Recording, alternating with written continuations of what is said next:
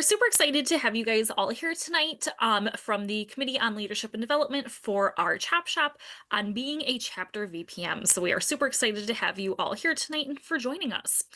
So throughout this workshop, we're going to go over kind of these agenda items. So we're going to talk about some introductions, check in, kind of see where you're at if you're a current VPM, an aspiring VPM, or a previous VPM. We just kind of want to get the vibes on where we are at. Go over the Vice President for Membership overview, talk about Strive for Five and recruitment, take a look at chapter calendars, take a looking at the Road to Wisdom implementation and opus and obligations. So starting off with some introductions on the presenters, my name is Paula Kaiser. I am the current chair of the Membership and Chapter Support Committee. I previously served as the chair of the Curriculum Committee, and I'm super excited for this workshop because this is kind of my wheelhouse, and I have loved getting to present these in the past. I see some familiar faces on here as well, so I'm very excited to see some returning attendees on here as well. I am a life member from the Iota Lambda chapter at the University of Mount Union in the North Central District, so I love seeing some NCD faces on here as well. So I'm going to turn it over to Kadeem so he can introduce himself as well. Yay. Hello, everyone. My name is Kadeem Sabari. I currently serve as one of the Southwest District Governors, and I'm also one of the Founder Circle speakers for this biennium. Before I became a governor, I was on the Alumni Association Board of Directors. I'm a life member from the Zeta chapter at the University of South Carolina. Go Cox. And it's just, happy time, happy to be here. I'm glad you all are here. Hopefully you're hydrating and using sunscreen. Emphasis on using sunscreen repeatedly so we don't get any sunburns. And hopefully we are here to learn and have a good time. Alrighty, and then we're going to pass the floor to Chris. I saw he just joined as well, and he is our third speaker for tonight. Hey everyone, my name is Chris. Thanks for letting me join a little bit late tonight. Looking forward to talking to you guys about VPM life and getting to meet you all and answer some of your questions. Alrighty, so now that you've kind of got to see us as presenters, we also want to get to know you guys as brothers on this chat. So in the chat, we want you to drop whether you are a new VPM, a returning VPM, or if you want to be a VPM soon. So go ahead and put either a 1, 2, or 3 just so we can kind of see just the audience that we have on here tonight.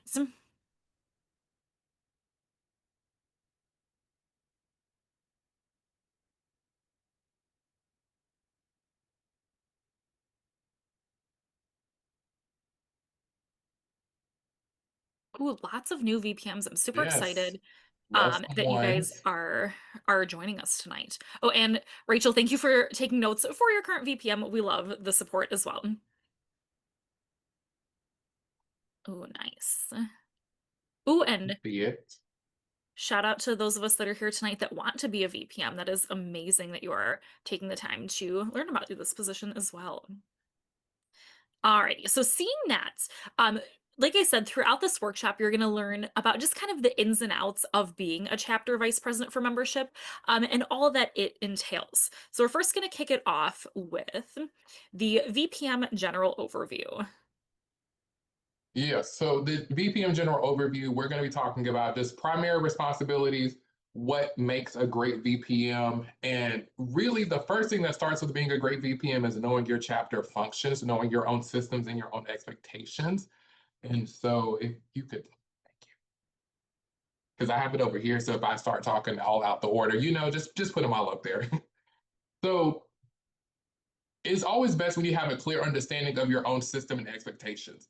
So I know sometimes as people come into the office, sometimes we don't have the best officer transitions. A lot of times when I meet one-on-one with chapters, we talk a lot about officer transitions, and a lot of people are like, I don't know what we're doing. I wasn't given any information. And that is perfectly fine. The best thing that you can do is really start to understand what system you've used previously and what you have in place, but then also what are your expectations for your term.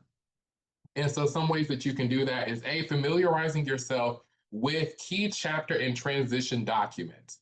Because as a VPM, you're going to be responsible for paperwork. We're going to talk about that in more detail later. So there is paperwork involved in this, a lot of paperwork if you want those new initiates to actually be brothers in our system and be recognized. So make sure that you familiarize yourselves with those chapter documents and transition documents.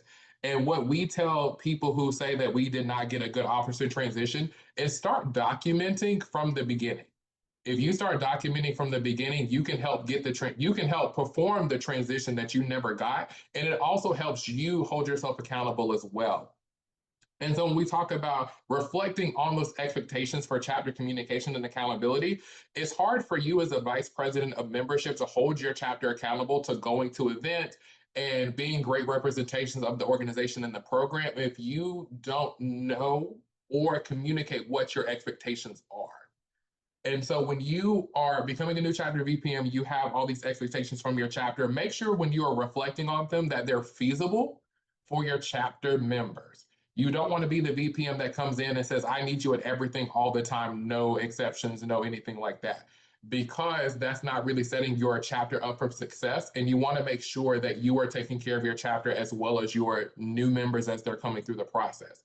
So when you start making your expectations, make sure that they are clear, concise, but make sure they're also realistic, and make sure you have accountability structure as well, because you have a lot going on. You're also going to have big brothers. Sometimes people are new big brothers for the first time, and that's a stressful process for them.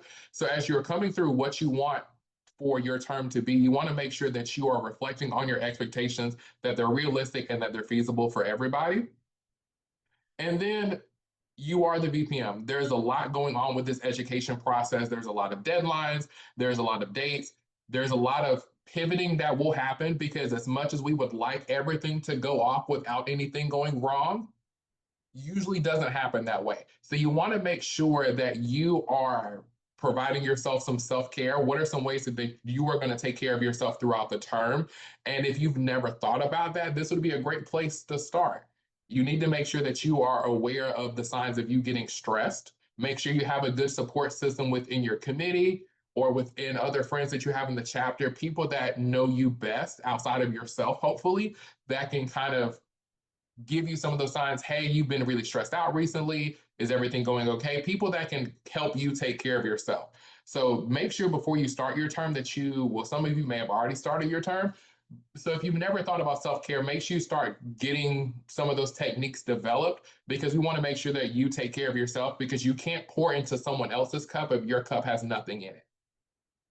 And lastly, set those boundaries and be proactive about protecting yourself from burnout. A lot of this for most people has to do with procrastination. Most times when people are feeling burnt out is because they are having to do everything at the last minute because they have not been keeping on track of documents, lessons, paperwork, your regular schoolwork, because you are here to get a degree as well. So you want to make sure that you are proactive about protecting yourself. Time management is going to be really key for you as a VPM. Communication, clear and concise communication is going to be helpful as well. But then also setting those boundaries. You know, a good night's sleep is one of the most important things that we can get. You don't need to be working on your lessons until 4 a.m., Bookies. You need to make sure that you are getting good sleep, because that's going to be super important. Like I said, you can't pour into someone else's cup if your cup has nothing in it. So that's the first line when it comes to striving for your highest, having a clear expectation. And then what makes a successful VPM? We touched on some of this. First off, you don't have to be an educator. I know this is a This is a role that has to do with teaching about the road to wisdom, but that doesn't mean you have to be an education major. A lot of that starts with your ability and willingness to delegate your tasks. Because if you don't have, even if you don't have a committee, you can still delegate tasks. You don't have to do everything by yourself. Whenever you get new officers, we not only take an oath of office, we also take an oath of support as well. So your chapter, even if you don't have a committee, your chapter is also here to help you. Never be afraid to lean on your chapter. Because again, those who have arrived at success have marched their shoulder to shoulder with their fellow man. So make sure you are delegating those tasks. Next is preparation and curiosity. A lot of times because it's the easy way to do things, a lot of times we fall in the rut of just doing things the same year after year after year. So if you don't know why you don't know why your chapter does things the way that you do, ask questions. Start asking questions about why do we do things a certain way? How long have we done this? Is it effective? Is it helpful? Did people actually have a good experience? Start asking some of those questions to then ask yourself, is this something that I may want to change? I may want to tweak, especially if you only do a recruitment process in the fall and you do your Road to Wisdom in the spring. That gives you an entire semester to start preparing to change things up a little bit as well. So start asking those questions, check on the effectiveness of things that have been done in the past, because if you want to change something to make it more effective, that can be really helpful for you as well. I touched on this earlier, but clear and effective communication. If you want your chapter to support you as a VPM, and if you want the membership candidates to be great brothers at the end of their process, you need to make sure that you are outlining what your expectations are for everyone involved, because it takes an entire chapter to bring a class of members all the way through, not just the VPM. So if you want your chapter brothers to make sure that they are representing themselves in the best light at all recruitment events, all membership candidate lessons, all rituals, anything that is involved in this process, you have to set those clear expectations and communications from the jump. Don't wait until something happens to be like, oh, I probably should have said, hey, let's make sure we don't act a fool at recruitment events. Start that conversation early, so that way you as a chapter can talk about your community agreements and how you want to represent yourselves moving forward. And one of the most important things is organization and time management, because you are in charge of making sure all the lessons go well. If you are having chapter members teach lessons that aren't you, making sure they're fully prepared and set up for success. And then, like I mentioned earlier, there are things that happen throughout the semester, especially when it revolves around sports. Sometimes tournaments last long, sometimes there's a last minute event that the band has to play at, or sometimes half the chapter has a last minute exam and people aren't going to be ready. You may need to switch things around. The more organized you can be, the better prepared you can be for when you have to pivot. So organization and time management skills are going to be extremely important for being a successful VPM. Does anyone have any questions about anything before we ask you other questions about skills and traits? I do. Yeah. So, what is one example that you have done in your role as a VPM when you were an undergrad? So I actually was never a VPM in undergrad. I served as our social chair and then our historian. So I really never was a VPM. Or could you show an example of what your chapter did, highlighting those traits? Yeah, let me think about, because I was in school a hot minute ago. So let me use my brain here. So can I just ask a clarifying question? Are you looking for basically kind of like what a good VPM has done in the past? Is that, I just want to make sure I'm answering it correctly. Mhm. Yes. Okay. So while Kadeem's thinking, I can jump in. So I also actually never served as VPM either. But one of the things that I did want to kind of touch on is that Kadeem mentioned that being a successful VPM, you don't have to be an education major. And honestly, so many of the VPMs that have been the best ones that I've seen in our chapters have not been education majors.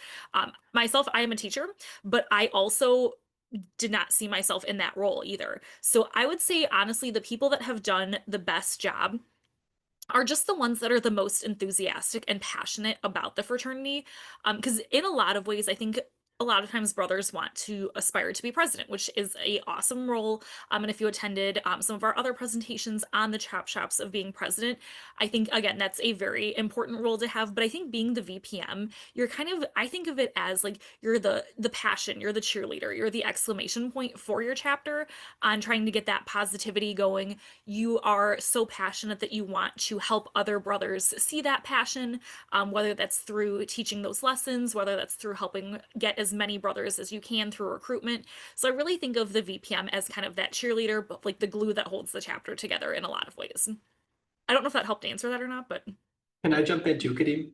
yeah, please go for it. So one thing too, to give you specifics to hopefully one example to give you almost all of these, is I encourage you about thinking ahead to planning projects, planning days for recruitment events, planning days for degrees, and planning days for maybe you guys do like pre-process interviews before you invite someone to first degree. It should be something that you're thinking ahead on, which kind of shows the clear and effective communication and that organization and time management skills. Kristen did an amazing job. I'm going to use her as a great example of setting these up weeks in advance, having the days, having the presenters. We all knew exactly what to do and when it was going to be weeks prior to this. If Kristen sent me a message earlier today going, hey, I accidentally set up this presentation and I haven't found a single presenter, can you do it? I'm sure one or two of our presenters might have been able to, but it's going to be much harder to have an effective event instead of having weeks of, hey, this is when our social event is, this is when our service mixer is, this is when first degree is. So that's a big thing of clear and effective communication with organization management.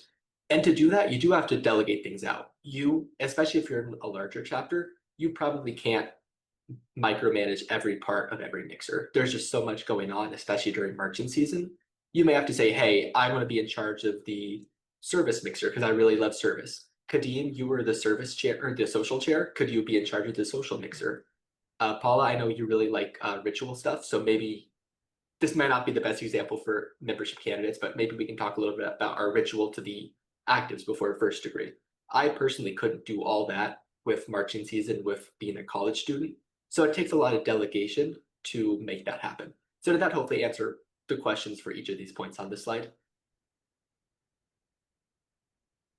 Cool. Then I'll pass it back to Kadeem. Look at y'all ate that up. Because by the time y'all did that, I then thought of an example, and I was like, well, you already covered it, so I'm gonna let that slide. So some of your key responsibilities. First, a great year starts with a great plan, because again, if you don't have a plan, it's probably not going to go well. The first thing is always going to be your recruitment and your intake process. When you are the chapter VPM, you have to get members excited about potentially joining the organization, and also informing them about who you are as a chapter and who the organization is in a broader sense. So your recruitment is going to be your first plan. How many recruitment events do you want to have? What recruitment events are you going to do? What are they going to be based around? What is your expectation for your chapter at those recruitment events? And then are you going to engage with them? I know some chapters do movie nights, but like, is that really engaging? So having those conversations with your committee or with members in your chapter, if you're by yourself, such as your potential executive team, anybody asking questions about what kind of recruitment activities have we done before, what has been successful, what has not been successful, asking those questions is going to be important. Next is going to be your membership education, and then the eventual initiation of those new members. So your road to wisdom lessons. Who's going to teach them? What activities are you going to do from the road to wisdom throughout each of those lessons? When are you going to do those lessons? Are you going to do one a week? Are you going to do two in one night? Because you can combine 1 and 2. We're going to talk about that later when we talk about implementation of your calendar structure. But you need to have a plan for how those lessons are going to get taught, how you're going to go through those rituals, and then how you're going to eventually initiate new brothers into this organization. And then last but not least, which is one of the ones that is most often forgotten, is you are also going to be in charge of your member engagement and retention. Because it's one thing to get new brothers into the door, but it's another thing to also keep them here. And you are the vice president of membership. So not only are you educating new brothers, but you are also continuing that membership education for the current brothers in that chapter. Because I know sometimes we go through the process, we're here, we're enthusiastic, we're great. Sometimes things happen. Sometimes knowledge goes in one ear, and after a while, if you don't use it often enough, it goes out the other ear. So you are also responsible for engaging your current chapter and making sure that you're retaining those members. So we've had some one-on-ones in the Southwest District with current VPMs talking about how are they going to engage their current chapter members? How are they going to make sure that they are so knowledgeable about, some of the more intricate secrets of the organization, but also just our values? Because our values are who we are, they're what guide us, they should be what guide everything that we do. And if your current chapter members are not steadfast in those values, then how are you going to expect to recruit new members into this organization? So it sounds like a lot, because it is a lot, but that organization and time management and all those traits that we talked about are going to be super important to having a successful year. So, Kadeem, one thing that I wanted to ask everyone in the chat was we were talking about recruitment and recruitment events. So, what are some successful recruitment events that maybe you guys have done either as a chapter VPM or that your chapter has put on, or maybe that you even attended as a membership candidate? Because I think sometimes those are the hardest ones to think about and to kind of wrap your brain around. So, either you can post in the chat maybe some successful ones, or if you want to unmute to share those, because I think everybody can always steal some of our ideas from other people in here. Ooh, a tie-dye and craft night. I love that. Oh, potluck. Is that Terrell? Did I say that right? Hey everyone, how you doing? Can you hear me? We Yep, you're can. perfect. Hey everyone, my name is Terrell. I'm the current VPM for the Ada Gamma chapter at Morgan State University. Um, and some of the things that we currently do for like recruitment ideas is study halls and things like that, because that's a great way for everyone to kind of like meet different people in the band and see if anyone has the same major, along with also like small things like we do like sorry, I have band rehearsal going on right now. But yeah, we have like professionalism days, so we teach them like how to make resumes and things like that for school time. That's been a great thing for us. That's I love amazing. I that. love the idea of doing the study hall and the resume because you're hitting so many different kind of pillars of the fraternity as well. I'm seeing so many great ideas. I'm really jealous of the caramel and candy apples night because that also sounds amazing. Yeah, Oh, and I love also a good Terrell, thanks for presentation. sharing. Because I also love the practicality of it as well, because it's Mhm. things that they can use throughout their entire lifetime. So I think sometimes when we think about recruitment events, sometimes people don't think about the more practical, realistic things like, professionalism, resume building. I know when I was in school at Zeta Chi, we would literally, for our recruitment, we would take new band members to Walmart to get supplies because you're a new freshman in college, you don't have anything. And our current vice president of student affairs, JP Davis, he tells people this story all the time whenever he talks about what interested him in KK Psi. And for him, it was us taking him to Walmart. Like it was a Carve Brothers. We took him to Walmart. We also, represented the organization well, I hope, because he then joined and is now on our national council. So like things like that are also so effective, but often so forgotten. So thank you for sharing that. And what else do we have? Ice cream social. We do love food. I Mhm. mean, at least I do. I love food. So I also loved the one that I think it was Kristen maybe, where she shared about doing a letter writing event to your band directors at home to help support those efforts in recruitment. I think that's a really excellent thing to do because again, it's something so simple that I know sometimes it's hard with recruitment events. We like if we don't have a big budget, it might be hard to spend a lot of money on those things. But so many of these ideas that you guys are sharing in here, I honestly wish I could steal and if I was active again. But also like so many of these things don't cost anything or they're very little cost. So even having a pool night at our gym, that's an amazing idea. Having a game night, bringing game consoles, those are all things that you guys already kind of have prepared. The presentation nights, so many amazing ideas, and I encourage you if you guys see something in here to go back and steal it and use it with your home chapters as well, because we love being able to reduce, reuse, recycle ideas. right, you better tell them. Take screenshots. That's why they're there. And so some of the best practices, one of the first things is that you need to find what works best and lean on your brothers. Because as we say, if it's not broke, don't fix it. But if it could use improvement, just give it a little tweak here and there.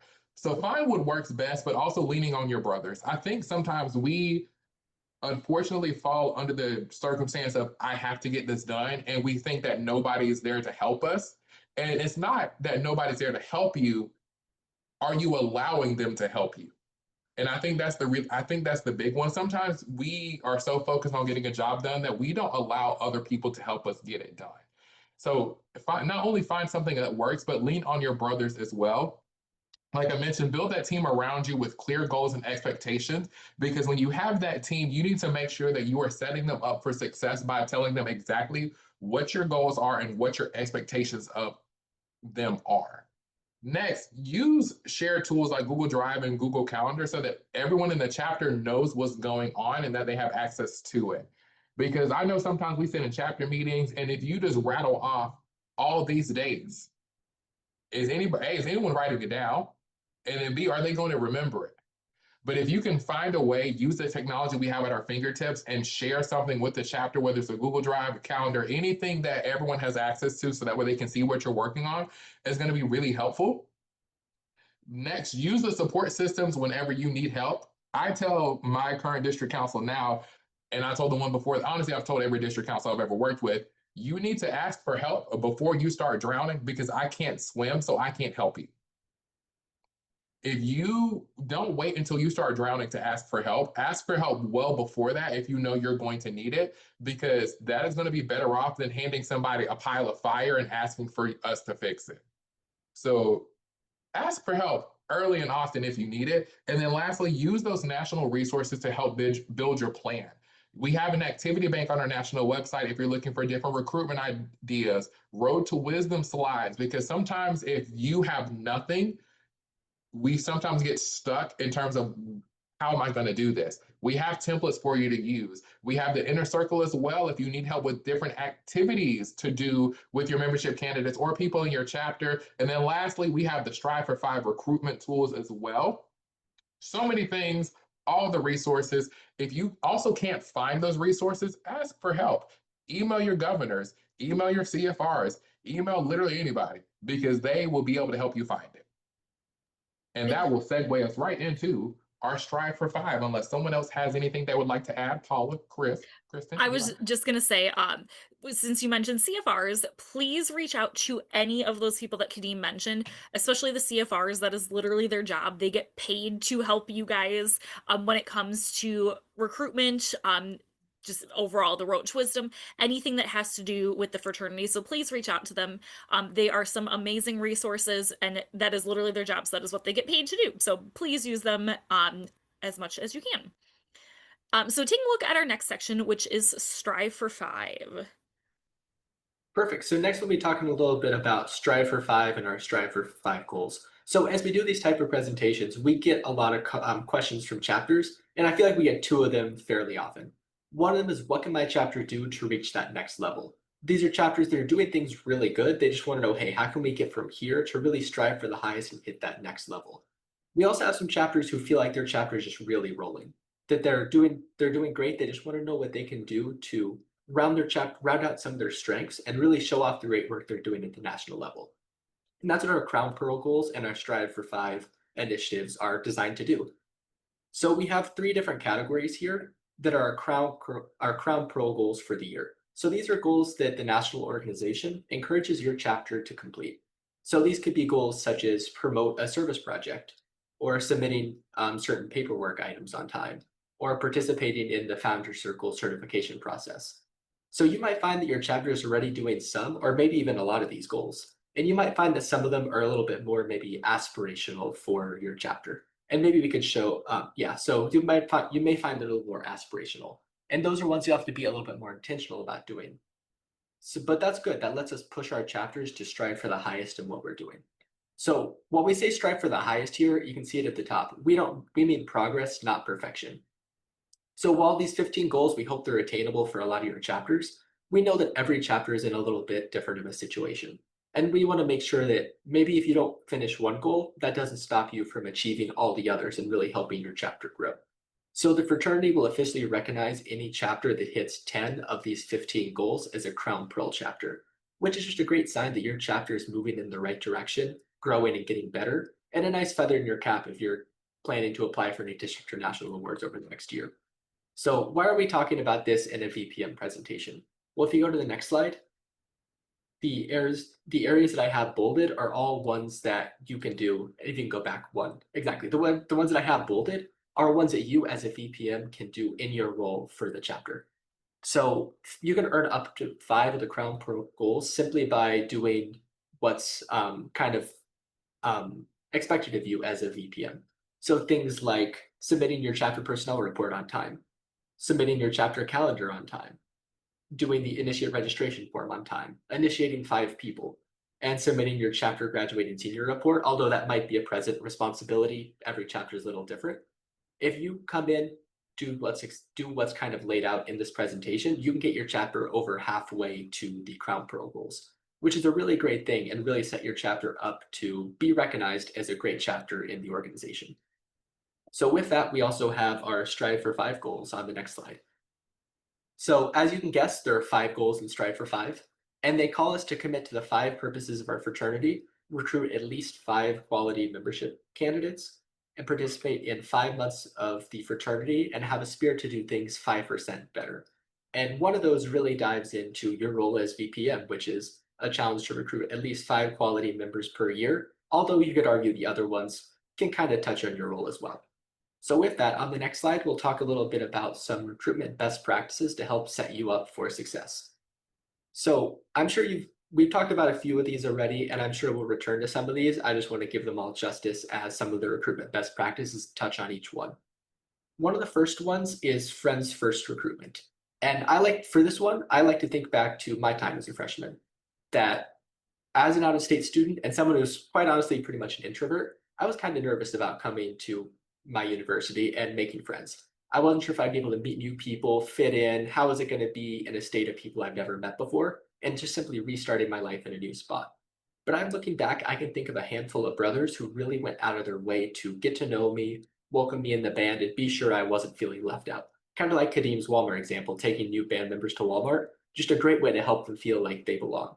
And come to find out weeks later, I'd never heard of Kappa Kappa Psi to this point, but I figured out most of them were brothers. And that was one of the things that drew me into the fraternity, that inspired me to get involved, to be part of such a welcoming group that really wanted to get to know me and not just view me as somebody they were trying to recruit to meet their Strive for 5 quota or whatever that is. So I'd encourage you that the first time to reach out to someone, be sure it's a conversation and not a solicitation to join the fraternity. Because if you do that, you're really going to help people make your band community truly a family, and also get the best outcomes. And that kind of gets the idea of active versus passive recruitment. Passive recruitment is just as important, if not maybe a little more important than active recruitment. And that's where we live out our values of the fraternity. We include people, we show our leadership, we show our service. And it helps the band members to see what we do and what makes us different from average band members. Average band members are great, but there's an extra level of dedication that a lot of brothers have to their band programs. So it's really where we can show how we go above and beyond as formal leaders or informal leaders. You also should remember that an invite goes a long way to getting people interested in the fraternity. Don't be afraid to formally invite someone, especially outstanding band members, to some of your recruitment events. It could be something as simple as, hey, let's go grab dinner and then go to the service mixer. Or, hey, a couple tuba players, I'm a tuba player, we're going to go to the music event next week. You should come join us. And some people may want to join, they just don't feel like they're invited unless they're personally invited. No matter how open the invitation seems, they may feel like, if I wasn't asked, it probably shouldn't be me. And you can help them get past that barrier by simply just inviting them. Now, I do want to caution you a little bit on this one, and be careful and be smart about how you invite people. So my university, we used to formally invite members to what we call our pre-process interviews, just to kind of get to know people. And we'd print off these fancy cardstock papers with a personalized invitation, like handwritten note to interview, and pass them out at rehearsal. So while this was great to get people interested who we invited, it also felt really exclusionary to band members who didn't get that formal letter.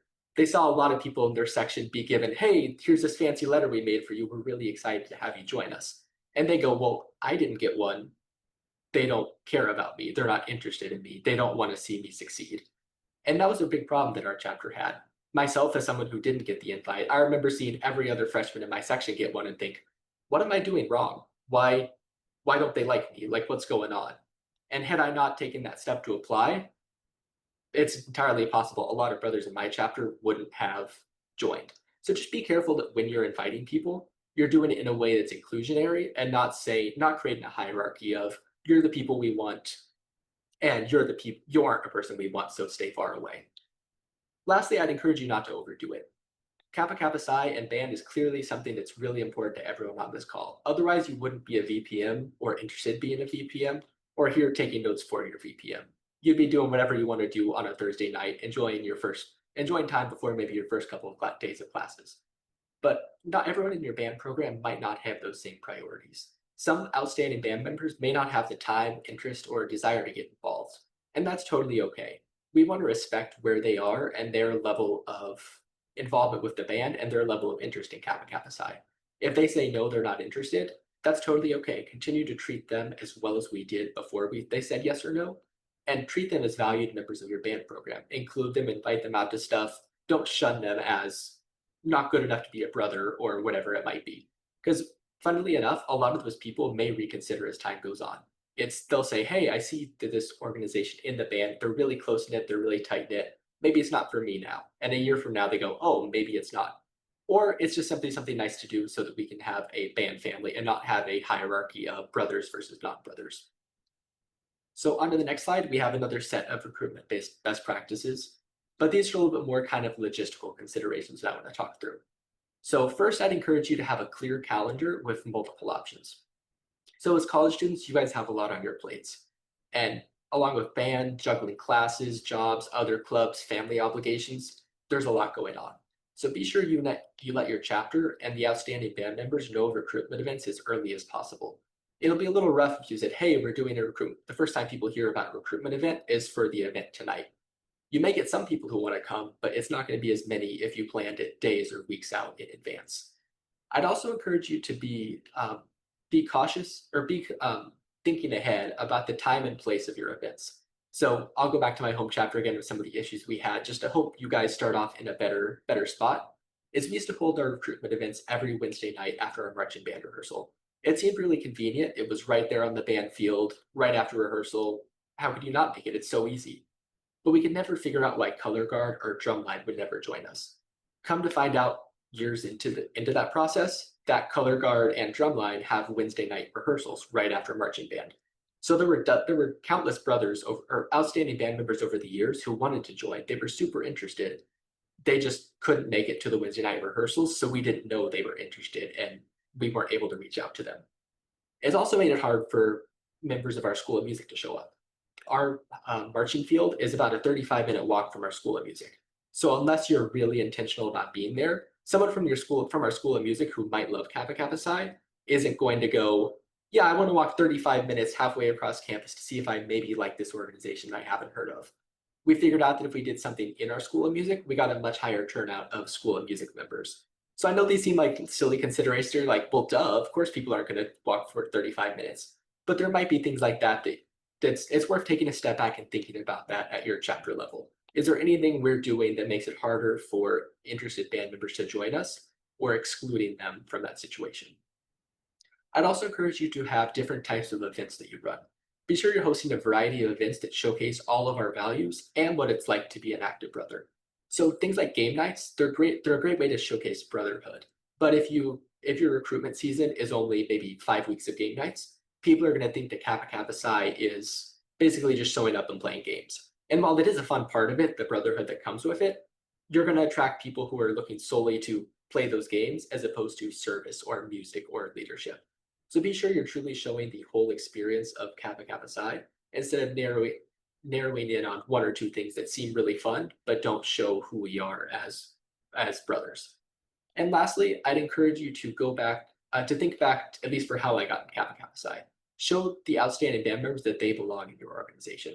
Don't just let them stand awkwardly on the side of the room when they show up to recruitment events. Be that brother who comes up and introduces yourself to welcome them in and bring them into your conversation. Let them know that whether they're brothers or not, Kappa Kappa Psi is a place where they can feel included instead of this exclusionary place where if you're not a brother or you're not an outstanding band member, you don't belong. So I talked a lot at you guys. Does anyone, other presenters, want to add anything to any of those points that I've mentioned? So one thing that I've learned over the years, especially when it comes to, I know a lot of the events typically have food involved with them. So I would also take a poll not only of the people in your band, but also your chapter as well, on if there's any dietary restrictions or food allergies that you should be made aware of too. Because nothing's worse than when if somebody has an allergy or some sort of dietary restriction and you're having a food that they're not able to eat, or even maybe being in the same room if their allergy is that severe. So definitely keep that in consideration as well too, that even though we might not intentionally be excluding them in some ways, we are sometimes. So just kind of consider that. I always give that disclaimer as well, because we've had some brothers over the years in our chapter that have had different dietary restrictions and different food allergies that made it harder for them to participate in some of those events. So that's just always my little disclaimer.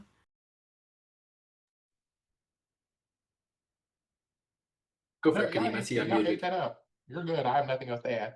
Cool. Then my final point for all this is be comfortable talking about Kappa Kappa Psi and why you got involved and why others should do the same. At some point, if it hasn't happened in your band camp already, a curious freshman is going to come up and ask, what's KK Fork? What is that? What do I do and why should I join it? And that's going to happen every year. And that your response to that can either light a fire and get them really excited about the fraternity or cause them to kind of shut the door and go, oh, that's clearly not for me. So I want to turn over to you guys. Which of these responses to that question sounds better? The first one is, yeah, Kappa Kappa Psi, we're a fraternity, but not that kind of fraternity, I promise. And we do a lot of things, and we host events and like fun stuff and service stuff, and you have to check it out. Come to one of our events. That's an answer. It kind of touches on things that we do as an organization, but it leaves them confused and kind of wanting more. But what if, let me see if I can make this kind of up on the spot of, hey, we're an honorary fraternity that's focused on serving our college bands. We do things like set up and tear down the marching field. We help raise money for the bands and spend time together based on our shared love of music and band. We're hosting a pizza night actually next Tuesday. Would you want to join with me and the other members of our section? That is it's a little bit stronger of a way to bring people in. It talks about who we are and what we do, instead of just saying, oh, we do all these things and we do this stuff and you're going to love it. It gives them a clear picture of who we are as a fraternity, the specific things you do on campus, and helps them see what life is like in the organization. Will either one fully convince them to join? Probably not, but at least it gives them a good understanding of what it's like to be an active brother. And it puts the ball in their court to learn more without being too pushy. So I'd encourage you guys to think up kind of your elevator pitch of Kappa Kappa Psi and encourage your band members to do the same so that they all have the opportunity to clearly illustrate what it's like to be in the fraternity instead of kind of mumbly answer where people are more confused and don't want to learn more as opposed to excited and learning more about your organization. So with all that, I'll pass it off to learn a little bit more about chapter calendars. Yay, we're talking about the fun stuff. This is going to be very nitty gritty and more informational because it's very black and white in terms of how our calendar structure works. So, hey, if you need to take a screenshot, go on the website, look for it. This is pretty much your visual timeline of how our chapter calendar is going to work. First and foremost, you have to submit a calendar.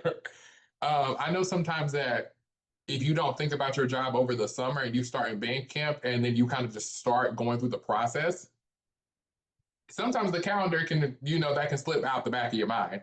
But it is the most important thing that we have.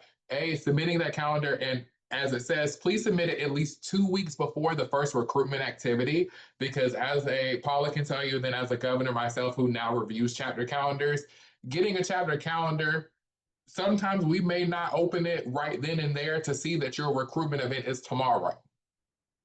So you want to make sure you submit it at least 2 weeks before your first event or activity, because we need time to review it to make sure that you are following all the P's and Q's and that we know what's going on within our chapters. Next is you want to host those recruitment events. And as we've already mentioned, think about highlighting every fraternity pillar that we have. Next, you want to host your membership orientation. Your membership orientation is the most important because you're letting all of your new membership candidates know this is what the organization is about. This is what this process is going to entail. And it is the very first thing that you have to do. You cannot do anything else before your orientation. That's why it's step 3. And then you also have to submit your membership candidate registration form and Opus within the 7 days following first degree. Within the 7 days is important, because late paperwork, when we talk about Opus later, will have a lot of issues that you're going to face later on. Then you go through the big bulk of it, which is teaching your Road to Wisdom lessons. And the length of those lessons and how many you do one day or 1 week at a time can depend on your own personal calendar. So you have a bit of a buffer there. Once you get through all of those processes, you get to initiate new brothers. Yay, we love that. We made it to the end. This one trips up a lot of people more than it should. But just because someone goes through the ritual does not mean that they are a brother in full standing in the system. You do have to submit your initiate registration form in Opus within the 30 days of initiation. Not every month has the same amount of days, which is why we say 30 days specifically and not just 1 month later, because you will be surprised a lot of people will just do a month later and that's not 30 days. So you want to make sure that you submit it within 30 days. And most importantly, 2 things at the bottom. Late fees apply. Make sure you turn things in on time, because you don't want to cost the chapter more money because you did not do your calendar or turn in your paperwork. Money is tight. So, make sure you don't have to spend extra. But then also B, if you have any questions, you can always reach out to your governor team. But more importantly, you can reach out to your curriculum chair and your VPM, me, Mr. Mark Renault, if you have any questions about what's going on, or if you want to ask for feedback. You have a lot of resources at your fingertips to ask questions to. So feel free to ask and reach out to us. We're always here to help you all. But like I said, it's pretty straightforward. Here's just a visual timeline. And then if we go to the next part about steps for a successful calendar, first is you need to find the job form to fill it out. So first find the form, fill out the information as best as you can. Sometimes we have dates, and like I said, sometimes you do have to pivot. So fill them out the best if you can. They don't have to be exact because we're not on your college campuses to the point of if you put on your calendar that you were supposed to have it on the 7th of April and something happened, you had to move it to the 8th of April. I'm not going to come in your ear the next day and be like, so what are we doing over here? So fill it out to the best you can because things do happen. If it's something major, however, you may want to reach out to your governors and your curriculum committee and be like, hey, we may have a change here. But just do the best you can. All the policies and procedures are listed out whenever you are doing this process. So please make sure you actually review them and read them, especially when it comes to things and activities that you have candidates doing, because things that we may, I'm gonna pull out the H word, things that you may not consider hazing could also be classified as hazing based off of your university's policies, our policies. So make sure that you review all policies and procedures that are listed out, because as the VPM, you are the person responsible for kind of this whole entire membership education process and plan. So you want to make sure if anybody is knowledgeable in that chapter, it is you. And then, like I said, once you submit it, give your governors at least 2 weeks. We will try our best because we are people with jobs and 8 to 5s in life. So we do try our best within those 2 weeks. However, if it's been like 2 weeks and 2 days, a follow-up email always helps. Just send a, hey, I sent this. Can you check it, please? We got you. And something to keep in mind when submitting your chapter calendars, a lot of times, like especially in the beginnings of each semester, is the busiest time for when governor teams are getting the chapter calendars submitted. So even though, again, everyone's chapter calendar is pressing and we want a response as soon as possible, just give your governor teams a little bit of grace. I know some districts are having several new governors as well. So if you are in a district that has at least 1 or 2 new governors as part of the governor team, give them some grace and a little bit of leeway in that time frame because they're also still learning as well.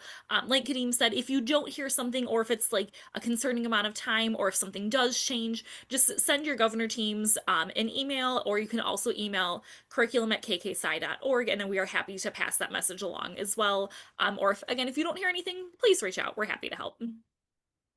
Look at us, Paula, having our back. Thank you. General policies, it's not required that you complete membership intake every year. However, it is highly recommended because you need to make sure that you have members in your chapters and you have a consistent influx of members every year, because you never know when people may decide a KKSI is not for them, or they may leave, or there are things that happen. So it is recommended that you at least do intake at least every year, either fall or spring, but at least do it once. We did remove that language requiring recruitment to be in the spring unless there was an exemption. So do intake at least once a year. Chapters are required, like we already said, to submit a calendar.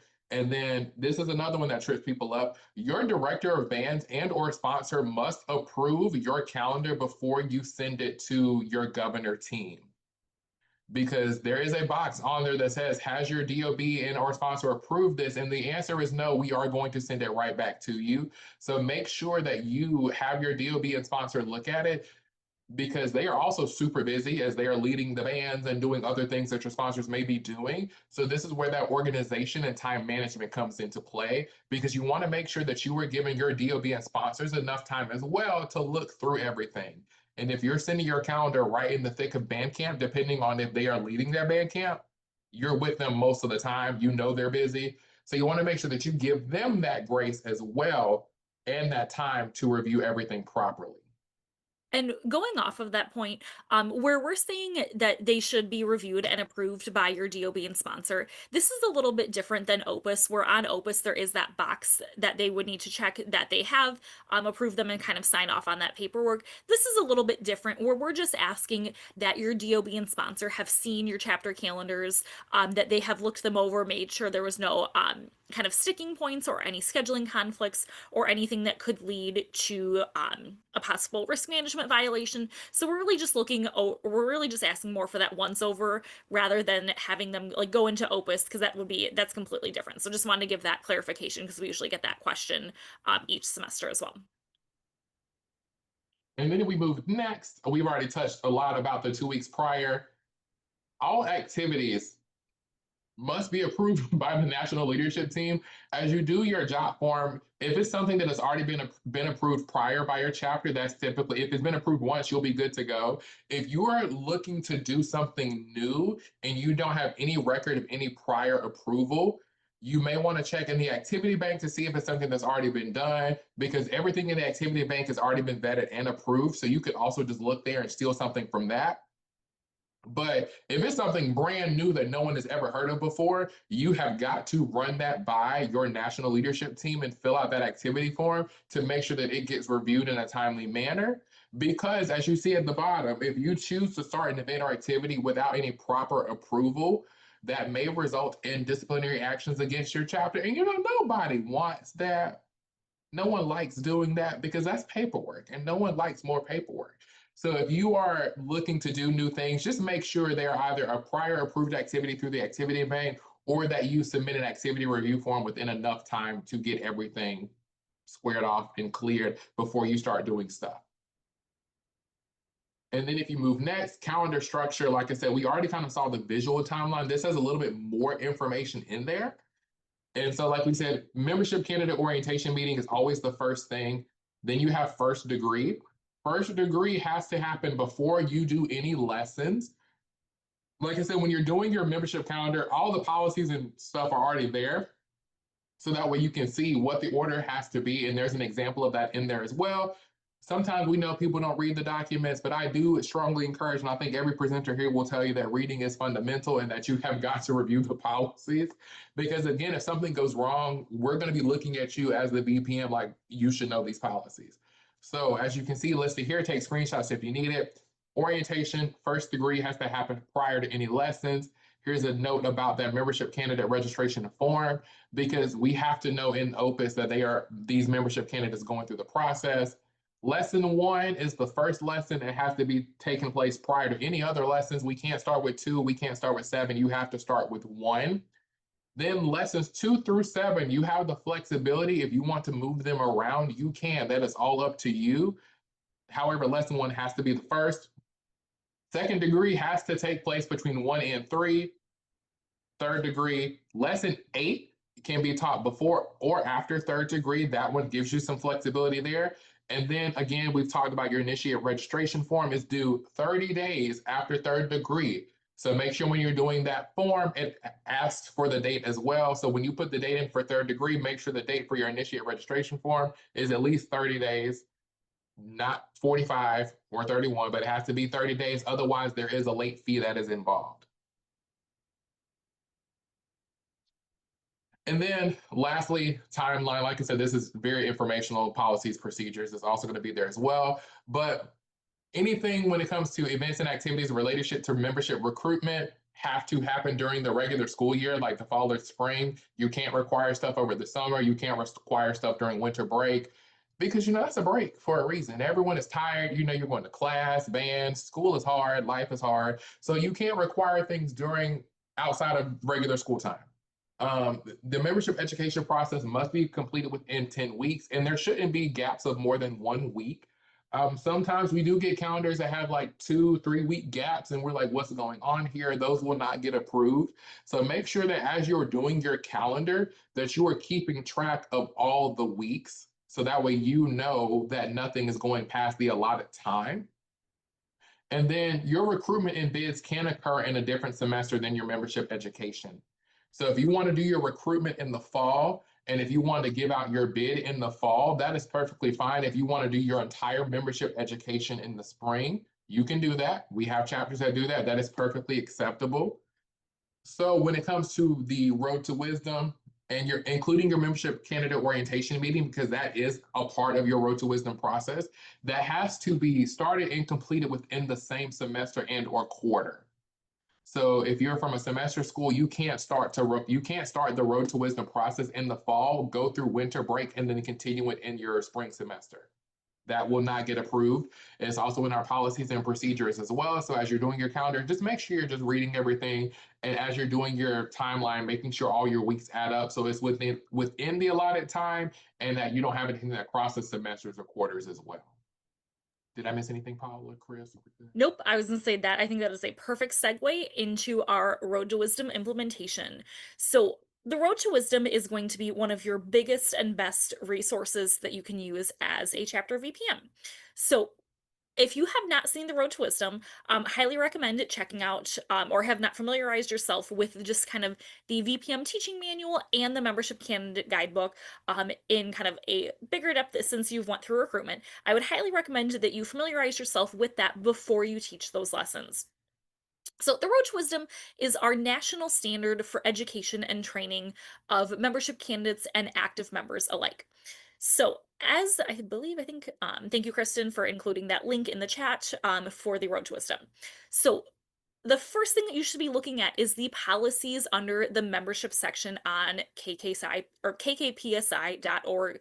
Like Kadeem mentioned, you guys are kind of that first line of people that are teaching these, so you guys are supposed to be the experts in this field and in this area.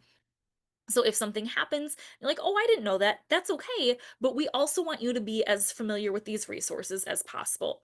So when it comes to the Road to Wisdom, when these were created, they were created with intent in mind. So the content in these lessons should not be removed or altered, but you are able to kind of make them your own and personalize them a little bit with your chapters.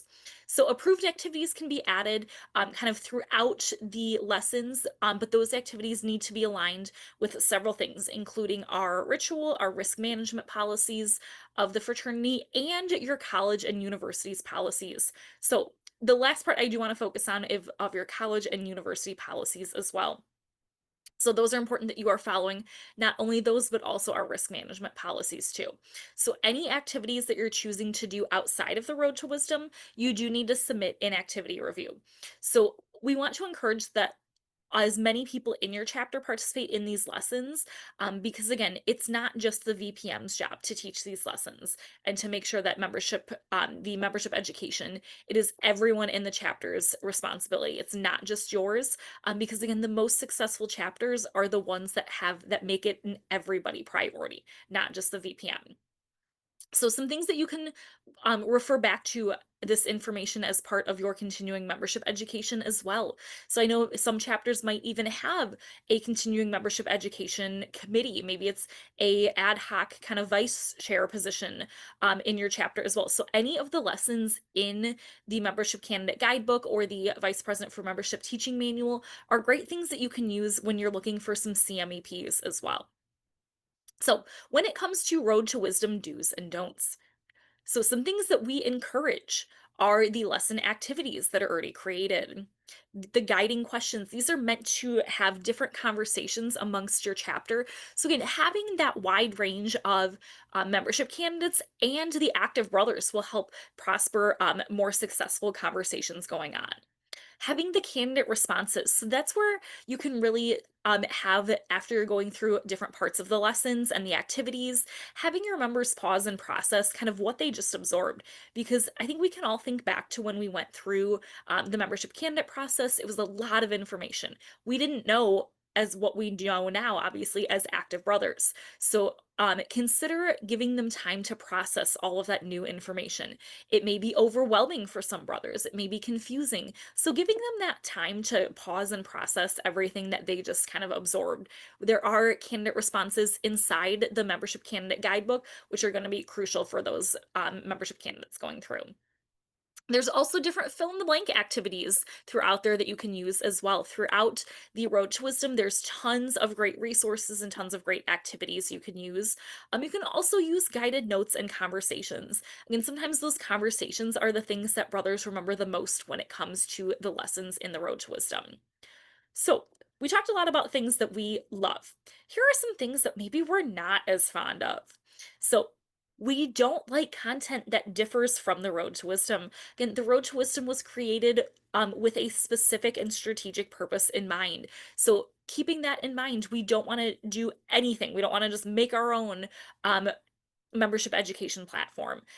We want to make sure that we are following what has been created and we don't want to stray away from what differs from the Road to Wisdom. We also want to avoid tests and quizzes because that is something that is going to be very difficult for chapters or for membership candidates to remember, and we just don't encourage tests or quizzes. There's plenty of other ways to showcase membership candidates' experiences and what they've learned, including the use of their portfolio project, which we love. So, what you can customize as a VPM in the Road to Wisdom. So, there's several things that you are able to customize. So, lesson activities. So, suggestions can be made throughout, including the lesson activities and the different appendices with the different activities. So, there is several options already in there. So, you can kind of customize it to what best serves your chapter and your membership candidates. So, if you have a large chapter, some of the activities are better for large chapters, or vice versa. If you have a smaller chapter, you want to consider what is your chapterology and what are the needs that best support your chapter. There's also guiding questions that you can customize as well. If you're having a really good conversation, kind of based off of one of the lessons, maybe it's our service matters. You can come up with your own guiding questions based off of those conversations that you and your brothers are having. You can also, similar to that, work on customizing the membership candidate responses. Again, giving your brothers that chance to process what they just absorbed, because maybe there's something else based off of those conversations that you want to give them a chance to process and reflect upon.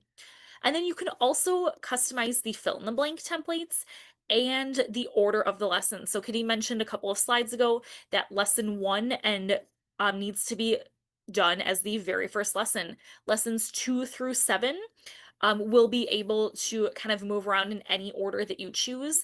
Some lessons can be combined with others as well. That's also an option. And then, as I mentioned, lesson 8 must take place last as well.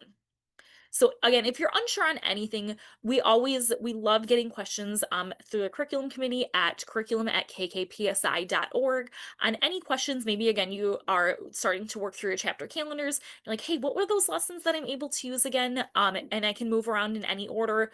Send us a quick email. We are happy to get back to you on those questions.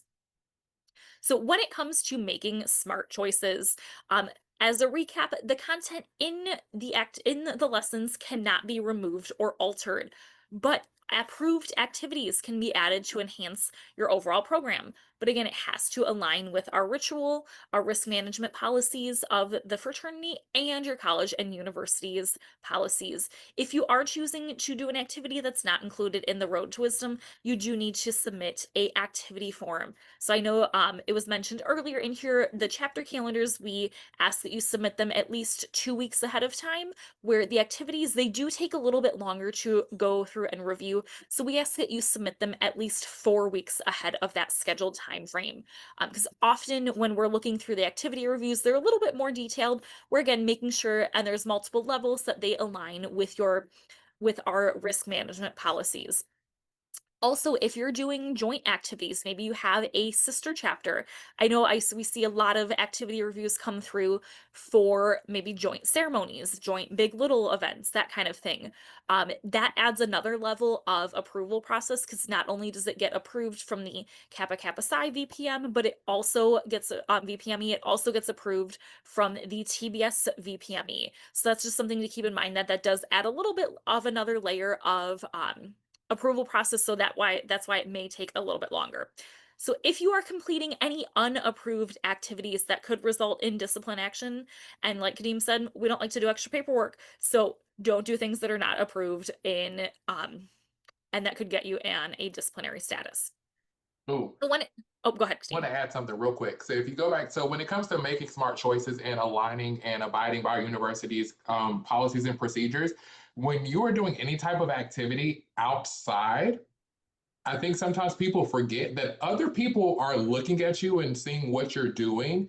So when it comes to doing any type of activity outside, you really want to make sure that you're doing things and activities that even if you know they are safe, don't give off any red flags to other people because you want to avoid any type of reporting by bystanders on campus as well. So I know sometimes we are really involved in what we're doing in our activities. However, I just do want to put that caveat out there that if you are doing something that's outside in the grand public of every place, people can see you. So you want to make sure that you're acting appropriately and doing things because, in the day and age of TikTok and Instagram and things like that, you don't want people to start recording y'all because of what is actually innocent fun they thought was a hot mess. So yeah, just putting that out there in case you're doing stuff outside.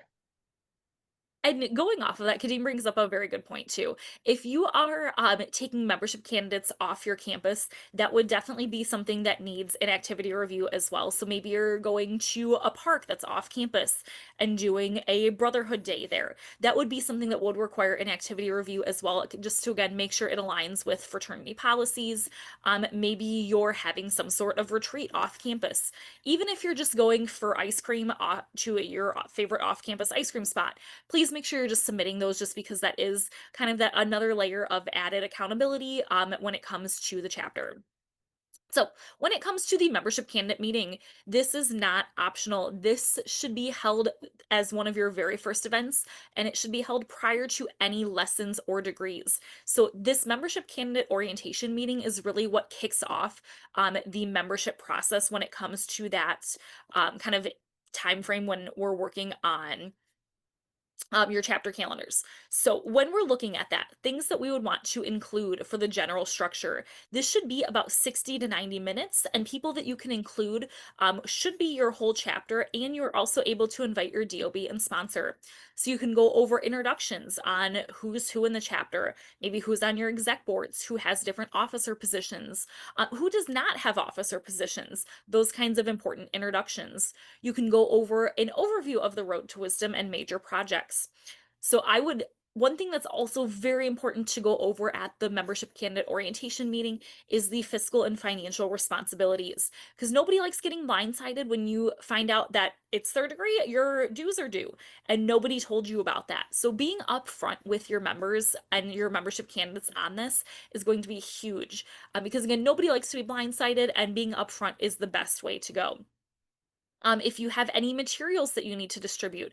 I know some chapters really like blowing their printing budgets on campus and printing out the membership candidate guidebooks. They're also online as well, so it's kind of up to you on how you decide to do that. Um, Also, you have to go over the risk management policies. That's another huge one. So as your role in your vice president for membership, the risk management policies are a huge role that you need to take on as well.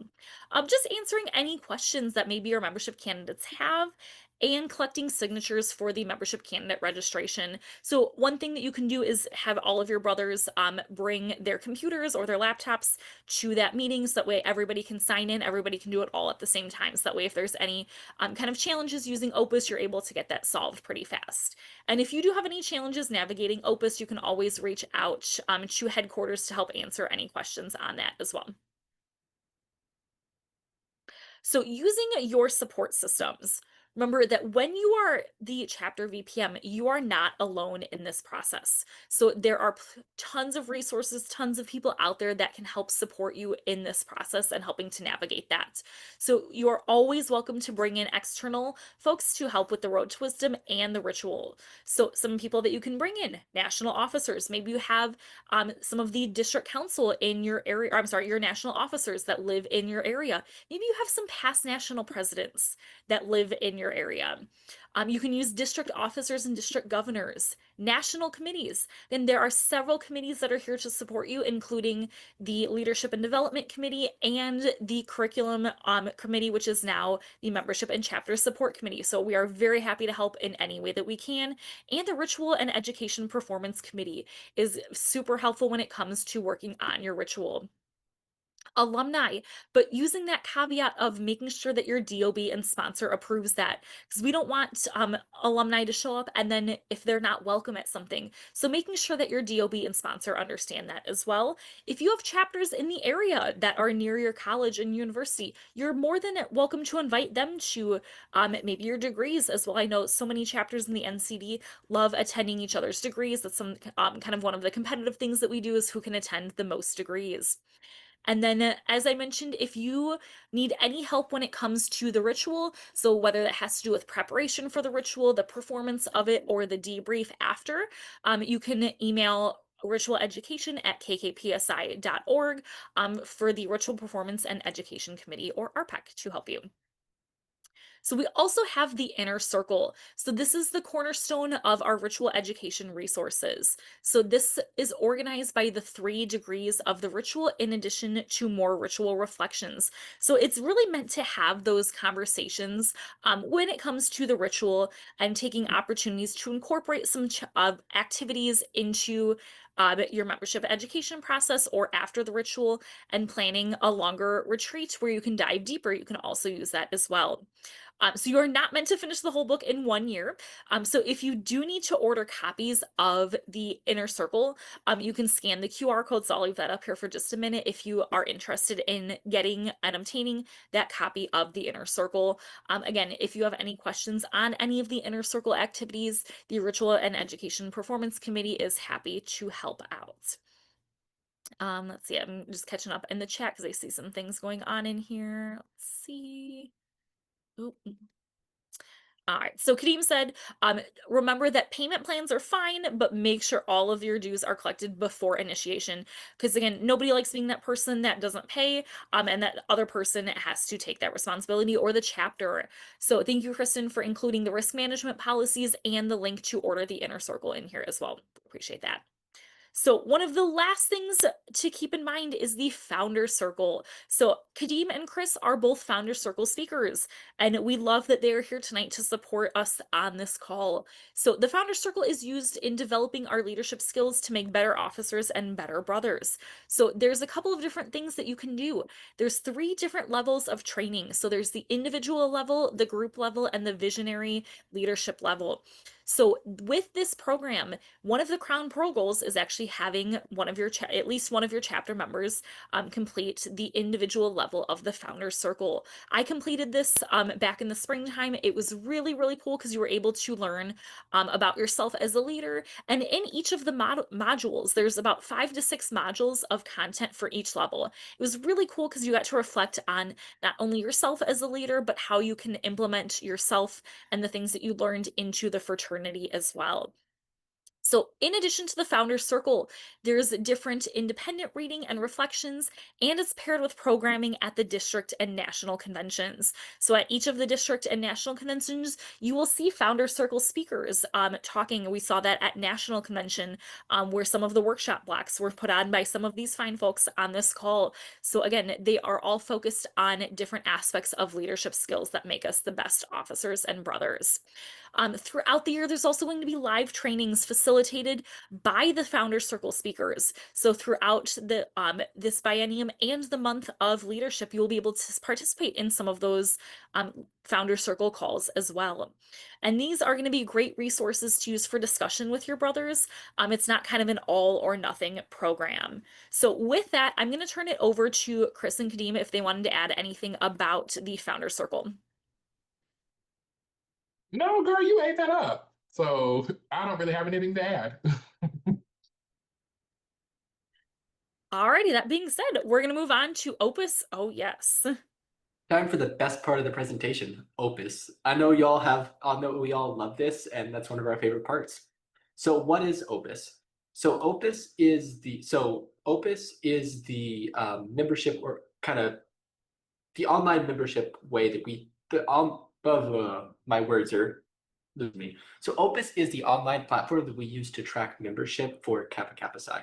So it has a lot of things of your membership info, such as your name, kind of your information. It has a history of your leadership positions, individual chapter awards, and a few other fun tidbits of yourself and your chapter's history.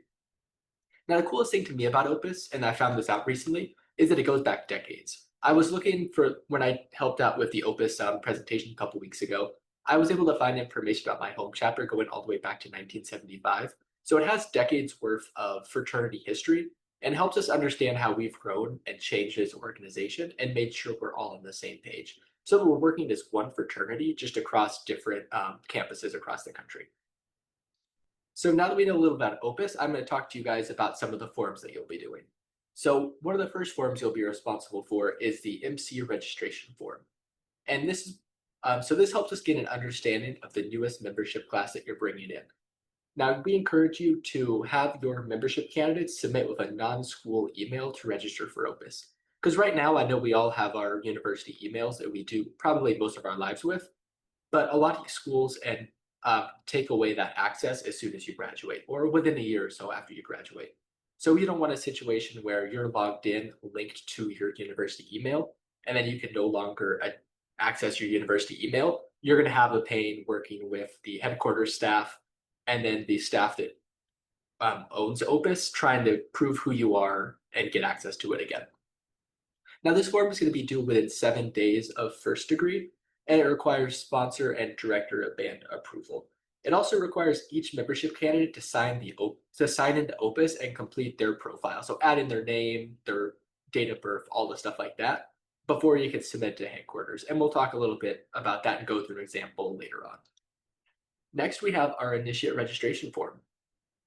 So this form is due within 30 days of third degree. And this records the fact that your membership candidates became active brothers. So just like the other one, this requires sponsor and director of band approval. So be sure you're thinking ahead so that your sponsor and director of bands has enough time to approve it before that 30-day limit. And you're not submitting it to them on day 29, hoping that they can log in and get everything done in one night. So it auto-populates with the membership candidates that you had, and it will ask if any were or were not initiated. Now, if it says no, that an individual membership candidate was not initiated, it's going to ask for a reason. Now, this isn't for us to come down and go, why was this one person not initiated? And we're not going to come down and investigate you. We're not going to launch an inquiry and reach out to that person and ask what was your experience. This just helps us understand what's going well and maybe some areas that we can improve from a membership perspective. Maybe we weren't given enough resources for brothers of a particular demographic background or in a specific program. And it just helps us see overall trends. So we encourage you to be honest and detailed when you select no, so that we can learn and support you all as best as possible. We're not using it as we're not policing you all. It truly is for us to learn and grow as a national organization. Now, the reason I said be sure to give your sponsor and director of bands a little bit of heads up is because if you don't finish this form within that 30 days, you'll get a 10% late fee, which can be added to your submission. And for some of the larger chapters, this could easily be in the hundreds of dollars. And that's not something we want. We want our fundraising to go to our projects. We don't want our fundraising going to pay late fees for the organization. So on to the next slide is a little bit, I think that is going to be a little bit of a quiz on what's needed for an IRF. So for the sake of kind of getting us to Q&A, I'll let you all read through this. That is, we need the acknowledgement from every member, dues paid, the previous submission of a membership candidate registration form, and then to actually submit it, and for your sponsor and director of bands to submit it. And all that has to be done within 30 days of third degree to avoid that late fee. On to the next one, we have the honorary registration form. So this is one that you may do during your time, or some chapters don't do honoraries very often, so this may not be as applicable. But this form is used to collect information about honorary brothers and pay the dues within 30 days of the ritual. Now, this has similar requirements to the other forms we talked about, with one change. These honorary brothers won't need to sign into Opus and acknowledge all the policies. So that's one little thing that'll make this form a little bit easier than some of the others. So now that we've gone through the forms, I'm going to dive into the member signature process.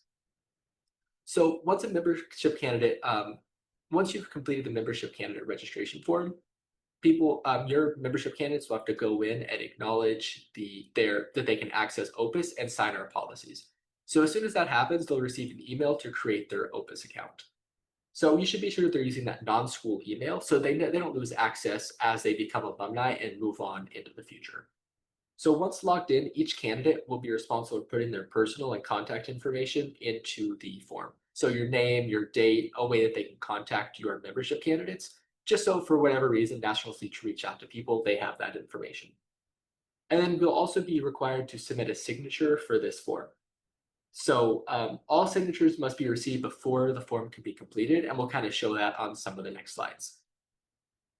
So once they log in, this will be similar to the screen they're going to see. So please open and read the policies below. So you have to actually open those forms. those links and then click on I accept the terms and conditions. Now, I'll be the first to say I'm not someone who usually reads the terms and conditions. I just click next.